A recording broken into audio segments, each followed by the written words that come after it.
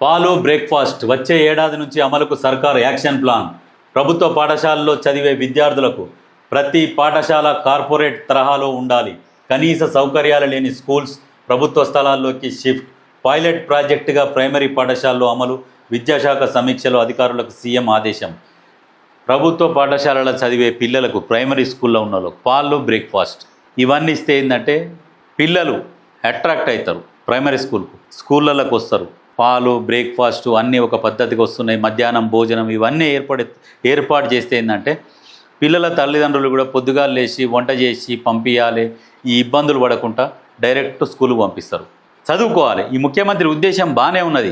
చదువుకుంటే బాగుపడతారు అనే ఒక కాన్సెప్ట్ మీద పనిచేస్తున్నాడు. దీన్ని అందరూ సద్వినియోగం చేసుకుంటే ప్రతి కుటుంబం బాగుపడుతుంది. దీని మీద ఆలోచన చేయాలి. దీని మీద ప్రతిపక్షాలు కూడా ఏం మాట్లాడతలేవు. ఎందుకంటే ఇది మంచి పని కదా. దీనికి కూడా ఎన్నో సాకులు పెడతారు. ఇంకా టిఫిన్ అందుతలేదు, పాలు అందుతలేవు అని చెప్పేసి తర్వాత వచ్చినాక కూడా ఎందుకంటారంటే గతంలో వీళ్ళు ఏం బీకలే కదా, ఇప్పుడు చేసేటోళ్ళం కూడా తోకబట్టి లాగుతుంటారు అన్నట్టు. ఇప్పుడున్న ప్రభుత్వం ప్రతి పని మంచి చేయడం కోసం ప్రయత్నం చేస్తూనే ఉన్నది. కానీ సహకరించాలి. విమర్శలు చేసేటోని మాటలు నమ్మితే మళ్ళీ వచ్చేసరికి ఇల్లాగమైంది అన్నట్టు ఏమి ఉండదు. ఆడ వాడు చెయ్యడు, ఇంకొని చేయనియాడు, అట్లుంటుంది పరిస్థితి. అందుకనే ఏ ప్రభుత్వం అయితే చేస్తుందో పిల్లల తల్లిదండ్రులు కూడా అన్నీ ఆలోచన చేసుకోవాలి. ప్రభుత్వ స్కూళ్ళల్లో టీచర్లు కూడా అనుభవంతో చదువు చెప్తారు. ఎందుకంటే వాళ్ళు ఎంతో చదివితేనే ఆ ఉద్యోగాలు సంపాదించారు. వాళ్ళు పిల్లలకు ఎట్లా ఎక్కుతుంది, బుర్రకు ఎట్లా చెప్తే ఎక్కుతుంది అనేది వీళ్ళకి ఎక్కువ తెలుస్తుంది. ప్రైవేట్ స్కూళ్ళల్లో టీచర్లకు ఏంటంటే ఏముండదు, బట్టి చదవాలి, బట్టి చెప్పాలి. వాళ్ళకి కనుక చదువు చక్కగా వచ్చుంటే ఆ ప్రభుత్వ ఉద్యోగాలలో వాళ్ళే ఉండేటోళ్ళు. ఇది కూడా ఆలోచన చేయాలి పిల్లల తల్లిదండ్రులు. అయితే ఎక్కడెక్కడైతే కొన్ని స్కూళ్ళల్లో ఫెసిలిటీస్ లేవని చెప్తారు, ఆ ఫెసిలిటీస్ లేవు, మా పిల్లల్ని పంపి ఏం చేస్తాం, అందులో టీచర్లు ఫుల్గా లేరని చెప్పేసి చెప్తున్నారు. వీటిని అన్నిటిని నిర్మూలించే దిశగా ఎక్కడెక్కడైతే స్కూల్లో పిల్లలు తక్కువ ఉంటారో, స్టాఫ్ ఉంటారో, మరి స్టాఫ్ తక్కువ ఉండి పిల్లలు తక్కువ ఉండరు, ఇవన్నీ తీసుకుపోయి వేరే స్కూళ్ళల్లో మెర్జ్ చేస్తారట.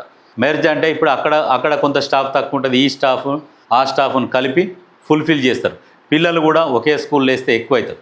దాంతోపాటు అక్కడ వసతులు కూడా కల్పిస్తారు. క్లాస్ రూములు కావచ్చు, కూర్చునే టేబుల్ కావచ్చు, బాత్రూమ్లు కావచ్చు, ప్లే గ్రౌండ్స్ కావచ్చు, అన్ని వసతులు కల్పించి పిల్లలు చదువుకునేటట్టు ఏర్పాటు చేస్తామని ముఖ్యమంత్రి హామీ ఇస్తున్నాడు.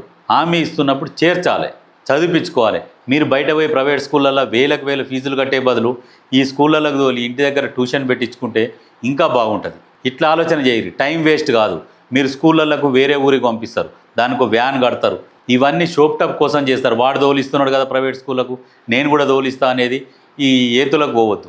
ఉన్న ఊర్లో చదివిపించుకుంటూ ఒక ట్యూషన్ పెట్టించుకోరు, ఒక టీచర్ని నియమించుకోరు, 10-20 మంది కలిసి ఒక ట్యూషన్ పెట్టించుకుంటే పిల్లలు అద్భుతంగా చదువుతారు. టైం వేస్ట్ కాదు పిల్లలది. పిల్లలు అలసిపోరు. టైం టు టైం ఊర్లో ఉన్న స్కూల్ కాబట్టి పోతారు, వస్తారు, సాయంత్రం మళ్ళీ రెడీ అయిపోయి ట్యూషన్లో కూర్చుంటారు, చదువుతుంటారు. అప్పుడు కానీ మీకు తెలుస్తుంది ఎట్లా చదువుతున్నారు ఏంది అనేది. ట్యూషన్ టీచర్ గైడ్ చేస్తుంటాడు.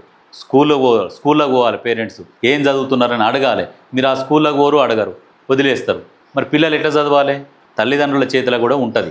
కాబట్టి మీరందరూ ఇట్లా ప్రభుత్వం మీకు ఇన్ని వసతులు కల్పిస్తుంది, వాడుకోవాలి. మీరు వాడుకోకపోతే ఏమైతే అంటే దుర్వినియోగం అవుతాయి. వేరే వాళ్ళు ఎవరో ఉచితంగా వేస్ట్ అయిపోతాయి.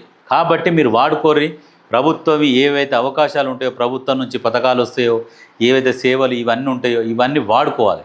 వాడుకుంటే పిల్లలు కూడా నిజంగా అద్భుతంగా రాణించగలుగుతారు. ఏంటంటే ఒక గవర్నమెంట్ స్కూల్ నుంచి చదివినాము అనే వాళ్ళు ఒక హై స్కూల్కి వచ్చి ఓ కాలేజీకి వచ్చేసరికి వాళ్ళకు ఒక కసి పెరుగుతుంది. నేను గవర్నమెంట్ స్కూల్ నుంచి చదివి వచ్చినా కొట్టాలని ఒక ఉద్యోగం అన్న ఒకటి మైండ్లో కూర్చుండిపోతుంది. ఈ విధంగా ఆలోచన చేయండి.